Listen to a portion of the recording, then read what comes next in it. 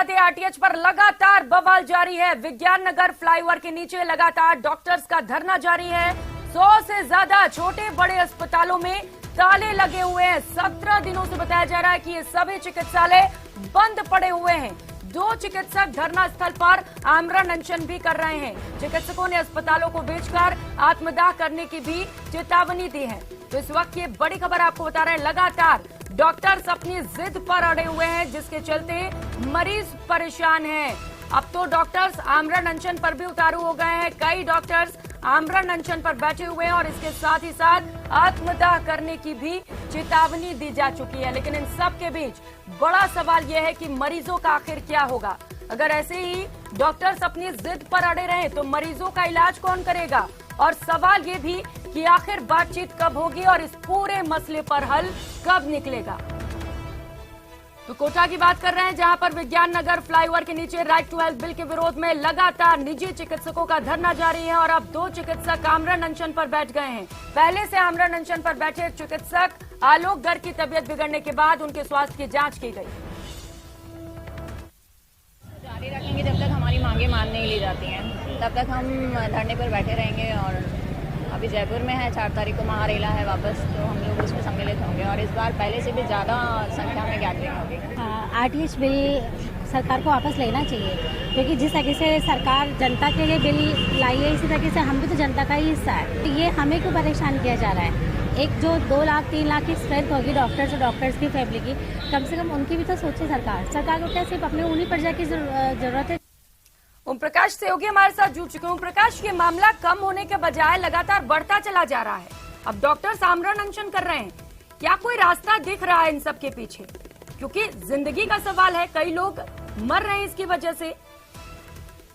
देखिए, कोचिंग नगरी में डॉक्टरों का जो आंदोलन है लगातार अब तेज होता जा रहा है। नए नए तरीके इजाद किए जा रहे हैं। हाँ। कभी ये झाड़ू लगा देते हैं, कभी बच्चों और महिलाओं के साथ अपने परिवार के सदस्यों के साथ रैली निकाल लेते हैं, तो कभी फ्रूट का ठेला लगा लेते हैं या कुछ और नए तरीके इजाद करते हैं, जागरण करते हैं। लगातार ये कहा जा सकता है कि कोचिंग नगरी में जो है ये जो आंदोलन तेज बढ़ता जा रहा है। हालांकि कोटा के डॉक्टरों से सीएम से 15 मिनट की लंबी मुलाकात के बाद कुछ डॉक्टरों को संतुष्टि जरूर हुई कि उनको वार्ता के लिए बुलाया गया है और ये बार बार कह रहे हैं कि वार्ता के लिए सरकार की तरफ से कोई निमंत्रण नहीं मिला। लेकिन सीएम ने खुले वहां रूप से सबके सामने कहा है कि आप कभी भी आइए और वार्ता के लिए सरकार की तरफ से रास्ता खुला। लेकिन फिलहाल कहा जा सकता है कि अब 2 और जो है डॉक्टर आमरण अनशन पर बैठ गए हैं, क्योंकि एक पहले से बैठे थे, उनकी तबीयत बिगड़ने के बाद उनका स्वास्थ्य की जांच की गई। उनको लगातार किया जा रहा है कि आप आमरण अनशन तोड़िए, अपील की जा रही है, गुहार लगाई जा रही है। कुछ डॉक्टर भी कह रहे हैं, पुलिस प्रशासन कह रहे हैं, पुलिस का जाब्ता मौजूद है। लेकिन तमाम प्रयासों के बावजूद कोटा में ये जो है डॉक्टर फिलहाल मानने को तैयार नहीं है। लगातार करीब 18 दिन से ये धरना प्रदर्शन कर, नारेबाजी कर आक्रोश जता रहे हैं और विज्ञाननगर पुलिया के नीचे जो है ये आंदोलन अब तेजी से और आगे बढ़ता जा रहा है। और 4 जो तारीख को यानी कि कल जयपुर में महारैली की जो घोषणा की गई थी, ऐलान किया गया था, उसमें भारी संख्या में कोटा से भी डॉक्टर यहाँ से पहुंचेंगे। और फिलहाल इतना कहा जा सकता है कि कोचिंग नगरी में जो आंदोलन थमने का नाम नहीं ले रहे वो जो बिल्कुल ओम प्रकाश, ये आंदोलन थमने का नाम नहीं ले रहा है और अब चिकित्सक आत्मदाह की भी बात कर रहे हैं। क्या यही रास्ता बचा है उनके पास? या तो आरटीएच को वापस लिया जाए या तो आत्मदाह कर लेंगे। क्या कह रहे हैं ये लोग?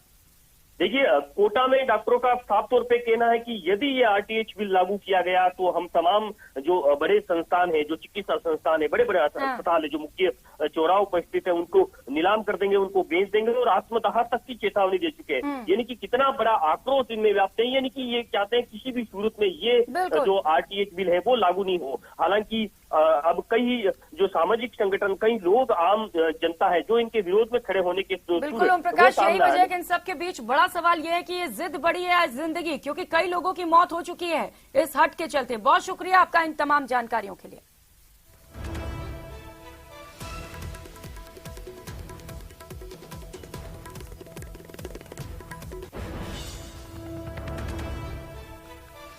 तो आरटीएच पर लगातार बवाल जारी है। कोटा में चिकित्सक लगातार धरना प्रदर्शन कर रहे हैं और मानने को तैयार नहीं है। उनका कहना है कि आरटीएच किसी भी कीमत पर नहीं लाने देंगे। इस वक्त बड़ी खबर सामने आ रही है जयपुर से, आरटीएच से जुड़ी इस वक्त ये बड़ी खबर आपको बता दें। आरटीएच के खिलाफ निजी डॉक्टर्स का आंदोलन लगातार जारी है। 4 अप्रैल को एक बार फिर से बड़े प्रदर्शन की तैयारी है। 27 मार्च से भी ज्यादा भीड़ जुटाने की कवायद की जा रही है। जयपुर से इस वक्त की बड़ी खबर, सहयोगी सौरभ हमारे साथ जुड़ चुके हैं।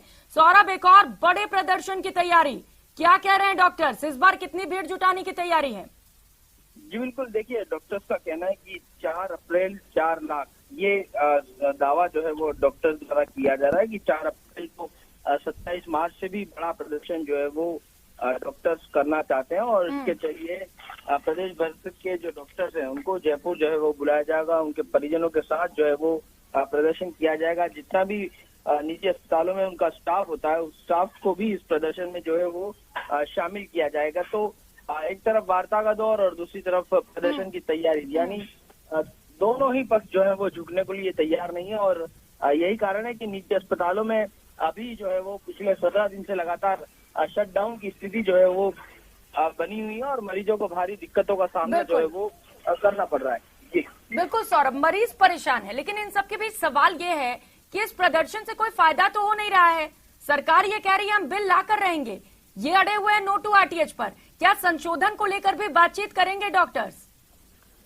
जी बिल्कुल, देखिए बातचीत हो रही है, बातचीत का दौर जारी है। अलग जो अलग अलग मुद्दे हैं उस पर जो है वो सरकार से बातचीत जो है वो जारी है। लेकिन डॉक्टर्स अंदर खाने ये भी बात कर रहे हैं कि जो आरटीएच बिल है वो पूरी तरह से खामियों से भरा हुआ है। इस लिहाज से ये बिल जो है वो वापस जो है वो लिया जाना चाहिए और इसी के तहत जो है वो आंदोलन किया जा रहा है। लेकिन सरकार भी अपनी बात पर अड़ी हुई है कि आपको जो संशोधन चाहिए, आपको जो कमियां लगती है वो कमियां जो है वो हमें बताइए, हम कमियां दूर कर सकते हैं, लेकिन बिल को वापस लेना आम जनता के हितों के लिए नहीं है।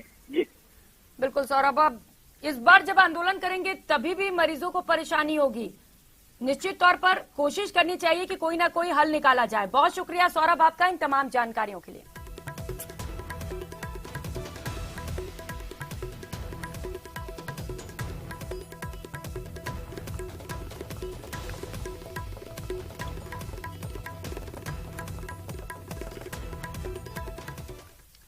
रुक लेते हैं एक और बड़ी खबर का। जोधपुर के लूनी से इस वक्त की बड़ी खबर सामने आ रही है, जहां पर घर से लापता बालक का टांके में शव मिला है। फीच गांव के लापता बालक की खबर आपको बता रहे हैं। 2 दिन से ये बालक लापता था, जिसके शव को बरामद कर लिया गया है। गांव के ही मंदिर में बने टांके में बालक का शव मिला है। सूचना पर लूनी पुलिस भी मौके पर पहुंची हुई है। शव को टांके से बाहर निकालकर पोस्टमार्टम के लिए भेजा गया है। 2 दिन पहले से ये बालक घर से लापता हुआ था और पिता द्वारा लूनी थाने में से लेकर गुमशुदगी की रिपोर्ट भी दर्ज कराई गई थी। सहयोगी चंद्रशेखर हमारे साथ जुड़ चुके हैं। चंद्रशेखर, 2 दिन से बालक लापता था, अब शव बरामद किया गया, क्या कुछ पता चल सका है? ये मौत कैसे हुई? देखिए, अगर फिलहाल बात करें तो इसके जो लापता होने के बाद इसके पिता ने जो है सोशल मीडिया पर भी मुहिम चलाई थी। इसके अलावा जो है पुलिस में एफआईआर दर्ज करवाई थी, लेकिन उसका शव जो है टांके में मिला है। और अब पुलिस के लिए जो है एक जांच का विषय है कि आखिर ये किसने इसको ले जाकर टांके में डाला और क्या रहा है मामला। सबसे बड़ी बात, लगातार इसकी तलाश की जा रही थी, तरह तरह की जो है मुहिमें चलाई जा रही थी, सोशल मीडिया पर अपीलें की जा रही थी। और जो योगेश पंचारिया है, जो कि पारस पंचारिया का लड़का है, उसका शव आज टांके में मिला है और ये सनसनीखेज वारदात जो है सामने आई है। जी चंद्रशेखर, घर वाले क्या कह रहे हैं? बात हो पाई क्या? हत्या है या आत्महत्या, क्या लग रहा है उन्हें? लेकिन निश्चित तौर पर जो है दोनों ही एंगल से पुलिस तलाश कर रही है। और घर वालों का ये कहना है कि लगातार वो जब से गायब था तब से जो है उसकी तलाश कर रहे थे, लेकिन अब उनके लिए तो मुसीबतों का पहाड़ टूट पड़ा है। वो अपने बच्चों को लेकर जो अगर बात करें तो चूंकि इसके पिता जो है पेशे से पत्रकार है, उन्होंने अपनी पूरी अप्रोच लगाई थी, लेकिन फिर भी उसका जो है बच्चे का शव मिल जाना और जो लापता था तब तक उसको पुलिस ढूंढ नहीं पाई थी, तो कहीं ना कहीं उनके लिए एक चिंता और दुखद घड़ी है। जी बिल्कुल चंद्रशेखर, दुख की घड़ी है परिवार के लिए, लेकिन ये जांच का विषय है कि आखिर ये मौत हुई कैसे। बहुत शुक्रिया आपका इन तमाम जानकारियों के लिए। और रुक लेते एक और बड़ी खबर का। डूंगरपुर से ये बड़ी खबर है, जहां पर आपसी कहासुनी के बाद युवक की हत्या कर दी गई। तकरीबन 10 लोगों ने इस वारदात को अंजाम दिया। दोबड़ा थाना क्षेत्र के पांतली गांव की ये घटना है। पुलिस ने कुछ संदिग्धों को हिरासत में लिया है। शव को फिलहाल मोर्चरी में रखवाया गया है। बताया जा रहा है कि रंजिश के चलते 8 से 10 लोगों ने इस हत्या की वारदात को अंजाम दिया है। दोबड़ा थाना क्षेत्र के पांतली गांव में देर रात ये घटना हुई। पुलिस ने कुछ संदिग्ध लोगों को हिरासत में भी लिया है। जिला अस्पताल की मोर्चरी में फिलहाल शव रखवाया गया और पुलिस पूरे मामले को लेकर जांच कर रही है। और रुक लेते एक और बड़ी खबर का। दौसा से ये बड़ी खबर है, जहां पर बेखौफ बदमाशों का आतंक देखने को मिला है। सिकराय चौकी के प्रभारी वीरेंद्र सिंह पर फायरिंग की गई है। बाइक सवार 3 बदमाशों ने ताबड़तोड़ गोलियां चलाई और हमले में चौकी प्रभारी की जान बाल बाल बची है। रात को गश्त करने के दौरान फायरिंग की गई। चौकी प्रभारी पर फायरिंग कर बदमाश मौके से फरार हो गए हैं। बदमाशों की बाइक से पीछा कर रहे थे चौकी प्रभारी और इसी दौरान उन पर फायरिंग कर दी गई। तो फायरिंग होते ही बाइक के साथ चौकी प्रभारी खेत में जाकर गिर गए। चौकी प्रभारी की सूचना पर पुलिस भी मौके पर पहुंची और लगातार बदमाशों की तलाश जारी है। तो अंदाजा लगा सकते हैं बदमाश किस कदर बेखौफ हो चले हैं, जहां पर फायरिंग किसी और पर नहीं, आम आदमी पर नहीं, बल्कि चौकी प्रभारी पर कर दी जाती है। बताया जाता है कि चौकी प्रभारी इनका पीछा कर रहे थे और इसी दौरान बेखौफ बदमाशों ने ताबड़तोड़ फायरिंग कर दी। हालांकि राहत की बात यह रही कि चौकी प्रभारी सेफ हैं, उन्हें कुछ भी नहीं हुआ है। पुलिस अब मौके पर पहुंची हुई है और पूरे मामले को लेकर जांच की जा रही है। आशीष सहयोगी हमारे साथ जुड़ चुके हैं। आशीष, बदमाश किस कदर बेखौफ हो चले इसका अंदाजा लगा सकते हैं हम? क्या कह रही है पुलिस, कब तक गिरफ्तारी करेगी? बिल्कुल, पुलिस का कहना है कि जो तीनों बदमाश थे वो रात का अंधेरे का फायदा उठाकर मौके से फरार हो गए और तीनों बदमाश करौली जिले की तरफ गए थे। ऐसे में रात के समय भी पुलिस ने करौली जिले में जगह जगह दबिश दी है, लेकिन पुलिस को अभी तक तीनों बदमाश नहीं मिले हैं। तो चौकी प्रभारी है वो इस पूरे घटनाक्रम में बाल बाल बचे हैं, क्योंकि जो तीनों बाइक सवार बदमाश थे वो बाइक पर जा रहे थे। जैसे ही चौकी प्रभारी ने अपनी बाइक से उनका पीछा करना शुरू किया तो उन्होंने पीछे घूमकर उन पर गोली चलाई। हालांकि वो गोली उनका मिस वो हुआ फायर और इसके कारण गोली लगी नहीं और वो बाल बाल बच गई। इस घटनाक्रम के बाद अब पुलिस पूरे मामले की जांच में जुटी हुई है। हालांकि अभी तक जो तीनों आरोपी हैं वो ना तो उनकी पहचान हो पाई है और ना ही उनकी गिरफ्तारी हो पाई है। आशीष, बताया जा रहा है कि चौकी प्रभारी उनका पीछा कर रहे थे जब उन्होंने फायरिंग की। क्या कुछ आरोप है इन तीनों पर? बिल्कुल, तीनों युवक थे और तीनों युवक कंबल ओढ़कर जा रहे थे। ऐसे में संदेह हुआ कि युवा अवस्था में और क्योंकि सर्दी भी इतनी नहीं है उसके बावजूद भी कंबल ओढ़ के जा रहे हैं, तो पुलिस ने उसने चौकी प्रभारी ने रोकने की कोशिश की, लेकिन उन्होंने बाइक को रोकने के बजाय बाइक को तेज दौड़ाना शुरू कर दिया। तो इसके बाद चौकी प्रभारी ने भी अपनी बाइक से उनका पीछा करना शुरू कर दिया, लेकिन उन्होंने पलटकर उन पर फायरिंग कर दी, जिसके कारण चौकी प्रभारी की बाइक और वो दोनों एक खेत में जा गिरे। हालांकि उस घटनाक्रम में गनीमत यह रही कि उसके गोली नहीं लगी चौकी प्रभारी को। बड़ी राहत की बात है कि चौकी प्रभारी को कुछ नहीं हुआ, लेकिन सबसे पहले ये जरूरी हो जाता है कि इन तीनों बदमाशों को पकड़ा जाए, क्योंकि जिस कदर आप बता रहे हैं कि ये कंबल ओढ़कर जा रहे थे, निश्चित तौर पर कोई ना कोई वारदात को अंजाम देने ये जा रहे थे। बहुत शुक्रिया आशीष आपका इन तमाम जानकारियों के लिए। और खबरों में आगे बढ़ेंगे। राजस्थान में संगठित अपराध पर कंट्रोल के लिए पुलिस का ज्वाइंट एक्शन लगातार जारी है। अपराधियों में खौफ पैदा कर रही है पुलिस। अजमेर और उदयपुर रेंज में पुलिस ने एक साथ कई कार्रवाइयां की और 1000 के तकरीबन बदमाशों के खिलाफ एक्शन लिया गया। ये रिपोर्ट देखिए।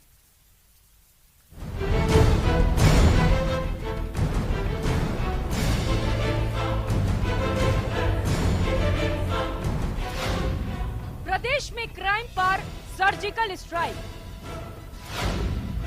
10 जिलों में अपराधियों पर ज्वाइंट एक्शन। प्रदेश में अपराधियों पर नकेल कसने के लिए उदयपुर और अजमेर रेंज में बदमाशों के खिलाफ पुलिस की सर्जिकल स्ट्राइक काफी सफल मानी जा रही है। रेंज आईजी की अगुवाई में हुई कार्रवाई की मॉनिटरिंग खुद डीजी ने की। रविवार सुबह से बदमाशों के खिलाफ शुरू हुई पुलिस की सर्जिकल स्ट्राइक में उदयपुर रेंज आईजी और अजमेर रेंज आईजी के निर्देशन में 10 जिलों के एसपी खुद मैदान में उतरे। पहले इलाके के आदतन अपराधियों और संगठित अपराध से जुड़े बदमाशों को चिन्हित किया गया था, जो कि गंभीर अपराधों, हथियार तस्करी और मादक पदार्थ तस्करी से जुड़े हैं। उदयपुर रेंज के 5 जिले उदयपुर शहर, बांसवाड़ा, डूंगरपुर, राजसमंद, प्रतापगढ़ में पुलिस ने बड़ी कार्रवाई की। वहीं अजमेर रेंज के जिलों अजमेर शहर, भीलवाड़ा, टोंक और नागौर में अपराधियों पर बड़ी कार्रवाई की गई। अजमेर रेंज के आईजी के निर्देशानुसार भीलवाड़ा में एसपी आदर्श सिद्धू की अगुवाई में बदमाशों के ठिकानों पर छापेमारी शुरू हुई, जिसमें 250 से अधिक बदमाशों को पकड़ा गया। प्रतापगढ़ जिले में हिस्ट्री शीटर और वांछित अपराधियों की हो रही धरपकड़ लगातार जारी है। इस जिले में पुलिस की 70 टीमों ने 100 से अधिक जगह दबिश दी, जिसमें 50 से अधिक अपराधी गिरफ्तार कर 30 से 40 संदिग्ध वाहन भी जब्त किए गए। बांसवाड़ा में एसपी अभिजीत सिंह के निर्देशन में वारंटी बदमाश, हिस्ट्री शीटर, हार्डकोर बदमाश, अवैध हथियार की तस्करी समेत विभिन्न अपराधियों के ठिकानों पर दबिश देकर दर्जनों बदमाशों को पकड़ा गया। पाली जिले में पुलिस अधीक्षक गगनदीप सिंह सिंगला के निर्देशन में शहर में 100 से अधिक अपराधियों को हिरासत में लिया गया। चित्तौड़गढ़ जिले में एसपी राजन दुष्यंत के निर्देशन में धरपकड़ अभियान चला। जिले भर में 80 से अधिक लोगों को पकड़े जाने की सूचना मिली।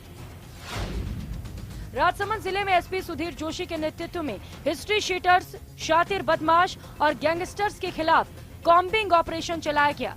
जिले में 250 से अधिक बदमाशों को पुलिस ने दबोचा। राजस्थान में पुलिस लगातार अपराधियों पर एक्शन ले रही है और इसका असर भी देखने को मिल रहा है। कुछ वक्त पहले तक राजस्थान अपराधियों का अड्डा बन गया था, लेकिन पिछले नवंबर में डीजी की जिम्मेदारी संभालने के बाद उमेश मिश्रा के निर्देशन में अपराधियों पर बड़ी कार्रवाई की जा रही है। Bureau report, news 18 Rajasthan.